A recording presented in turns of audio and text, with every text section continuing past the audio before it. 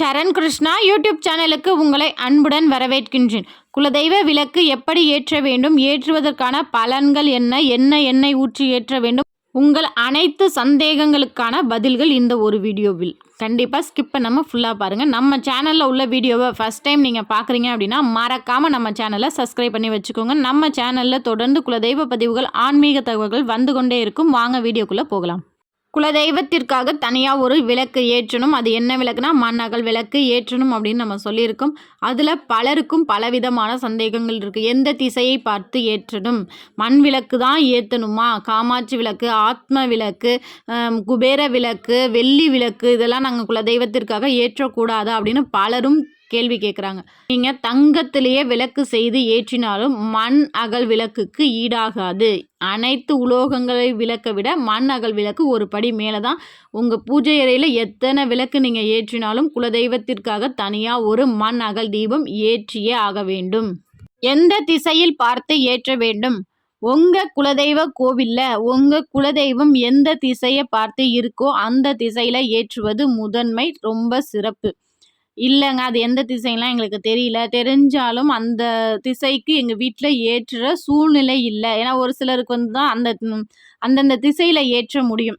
ஒரு சிலருக்கு அந்த அமைப்பு இருக்காது. இல்லை செவுத்தை பார்த்து வருது, இல்லை எங்களுக்கு சரியான அமைப்பு இல்லை அப்படின்னு சொல்லுவாங்க. அப்படிப்பட்டவர்கள் முதல் திசை கிழக்கு பார்த்து ஏற்றுவது ரொம்ப சிறப்பு. எந்த விளக்காக இருந்தாலும் கிழக்க பார்த்து நீங்கள் ஏற்றுனீங்க அப்படின்னா ரொம்ப ரொம்ப ரொம்ப நல்லது. அப்படி ஏற்ற முடியாதவர்கள் வடக்கு மற்றும் மேற்கு, இந்த 3 திசைகளில் தாராளமாக விளக்கு ஏற்றலாம். எக்காரணம் கொண்டும் தெற்கு திசையை பார்த்து மட்டும் விளக்கு ஏற்ற கூடவே கூடாது. அது கோவில்லையா இருந்தாலும் சரி, வீட்டிலையா இருந்தாலும் சரி, தெற்கு பார்த்து விளக்கு ஏற்றுவதை முற்றிலுமாக தவிர்த்து கொள்ளுங்கள். பூஜை அறையில் எத்தனை விளக்கு ஏற்றணும்? கண்டிப்பாக ஒற்றை விளக்கு பூஜை அறையில் ஏற்றக்கூடாது. நீங்கள் காமாட்சி தீபம் ஒன்று ஏற்றுறீங்க அப்படின்னா குலதெய்வத்திற்காக ஒரு மண் அகல் தீபம் ஏற்றுங்க. இந்த 2 தீபம் ஏற்றுங்க. இதற்கு மேலே உங்களுக்கு வசதி இருக்குது, நிறைய தீபங்கள் ஏற்றுவதற்கு எங்கள் பூஜை அறையில் இடம் இருக்குது, எங்களால் முடியும் அப்படின்னா நீங்கள் எத்தனை வேணுமானாலும் ஏற்றலாம். 3, 5, 8 அப்படின்னு எத்தனை விளக்கு வேணாலும் தாராளமாக உங்கள் வீட்டில் ஏற்றலாம். என்னங்க இப்போ 8 இதெல்லாம் சொல்கிறீங்களே, அப்போ பூஜை அறையில் இரட்டை படையில் விளக்கு ஏற்றலாமா அப்படிங்கிற சந்தேகம் ஒரு சிலருக்கு வரலாம். தாராளமாக ஏற்றலாம். ஏன்னா கோவிலே பார்த்திங்கன்னா 108 அப்படின்னுவோம். 108 அப்படிங்கிறது இரட்டை படை தான். விளக்கை பொறுத்த வரைக்கும் நீங்கள் எத்தனை வேணாலும் ஏற்றலாம். அது ஒற்றை படையில் தான் இருக்கணும் அப்படிங்கிறதும் சிறப்பு தான். ரெட்டை படையில் தான் இருந்தாலும் அதுவும் ஒரு சிறப்பு தான். ஒரு சிலர் என்ன பண்ணுவாங்க, ஒரு 3 விளக்கு 5 விளக்கு பூஜை அறையிலையும் முன்னோர்களுக்காக ஒரு விளக்கு அப்படின்னு ஏற்றுவாங்க. அது பார்த்திங்கன்னா இரட்டை படை எண்ணிக்கை தான் வரும். இருந்தாலும் அதுவும் அவங்க வீட்டுக்கு நன்மை மட்டுமே அளிக்கும். இப்போ குலதெய்வத்திற்காக எந்த எண்ணெய் பயன்படுத்த வேண்டும்?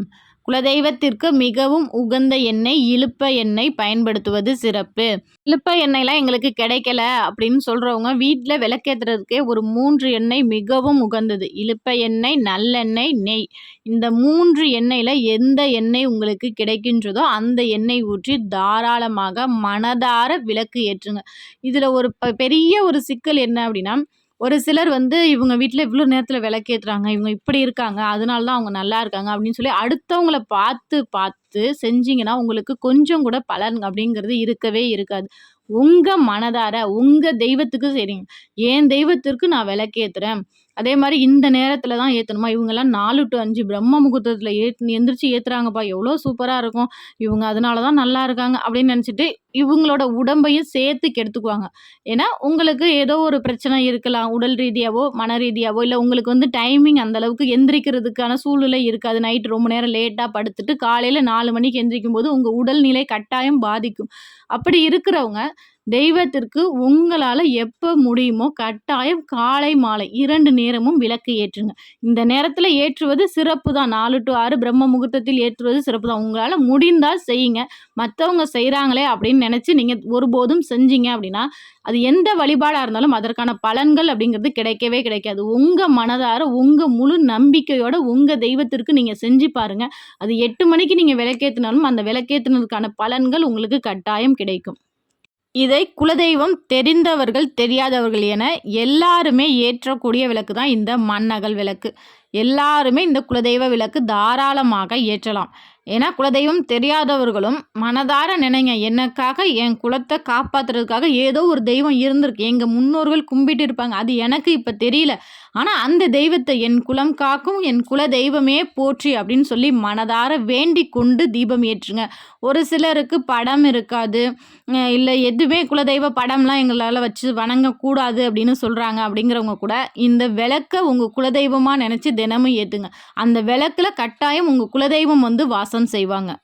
குலதெய்வ விளக்கிற்கு எந்த திரி பயன்படுத்துவது சிறப்பு அப்படின்னு கேட்டிங்கன்னா, குலதெய்வத்திற்கு விளக்கு ஏற்றுறதே ரொம்ப சிறப்பு. இந்த குலதெய்வ விளக்கு ஏற்றுவதே அந்த வீட்டுக்கே ஒரு பெரிய ஒரு நல்ல ஒரு மாற்றம் ஏற்படும். அப்படி இருக்கும்போது எந்த திரி பயன்படுத்தலாம் அப்படின்னு பார்த்தீங்கன்னா, நிறைய வகையான திரி இருக்கு. மஞ்சள் திரி, பச்சை திரி, பஞ்சு திரி, நூல் திரி, துணி திரி, தாமரை தண்டு திரி அப்படின்னு ஏகப்பட்ட திரிகள் இருக்கு. ஒவ்வொருத்தவங்களுக்கும் காரிய தடை, கடன் தீர அப்படின்னு ஒவ்வொருத்தவங்களுக்கும் ஒவ்வொரு திரி அப்படிங்கிறது இருக்குது. ஆனால் குலதெய்வத்திற்கு விளக்கு ஏற்றும் போது முதன்மை திரி அப்படின்னு பார்த்தீங்கன்னா பஞ்சு திரி ரொம்ப ரொம்ப சிறப்பு. பஞ்சு திரி ஒரு திரியாக போடாமல் 2 திரிகள் சேர்த்து ஏற்றுங்க. மண் விளக்கை பொறுத்த வரைக்கும் இந்த பித்தளை விளக்கு, வெள்ளி விளக்குலாம் பயன்படுத்துறீங்க, அந்த பச்சை கரையாக இருக்கும், அது போல் தெரியும் போது நம்ம கட்டாயம் எடுத்து விளக்குவோம். ஆனால் குலதெய்வ விளக்கு நீங்கள் மண் அகல் விளக்கு ஏற்றும் போது அந்த பச்சைக்கரை எதுவுமே வரவே வராது. அப்படி இருந்தாலும் உங்களுக்கு விளக்கணும் அப்படின்னு தோணுச்சுன்னா மாதத்தில் ஒரு நாள் எடுத்து தாராளமாக விளக்கலாம். வாரத்தில் இந்த 3 நாட்கள் விளக்கு விளக்கக்கூடாது, 4 நாட்கள் தாராளமாக விளக்கலாம். 3 நாட்கள் விளக்கக்கூடாதுன்னா செவ்வாய், வெள்ளி, புதன்கிழமை இந்த 3 கிழமைகள்லையும் வீட்டில் உள்ள எந்த பூஜை பொருட்களாக இருக்குன்னாலும் சரி, பூஜை விளக்குகளையும் விளக்கக்கூடாது. மற்ற 4 நாட்களில் தாராளமாக விளக்கலாம். இப்போ உங்களுக்கு குலதெய்வ விளக்கு எப்படி ஏற்றணும் அப்படிங்கிற ஒரு முழுமையான ஒரு விளக்கம் உங்களுக்கு கட்டாயம் கிடைச்சிருக்கும் அப்படிங்கிறத நான் நம்புகிறேன். இதையும் மேலே உங்களுக்கு ஏதேனும் சந்தேகம் இருந்தால் கண்டிப்பாக கமெண்ட் பண்ணுங்கள். உங்கள் குலதெய்வம் எந்த ஊரில் இருக்காங்க அப்படிங்கிறதும் எங்களோட கமெண்ட் செக்ஷனில் ஷேர் பண்ணிக்கோங்க. இந்த வீடியோ உங்களுக்கு பிடிச்சிருந்தா லைக் பண்ணுங்கள், ஷேர் பண்ணுங்கள், மறக்காமல் சப்ஸ்கிரைப் பண்ணுங்கள். சரண் கிருஷ்ணா யூடியூப் சேனல். நன்றி, வணக்கம்.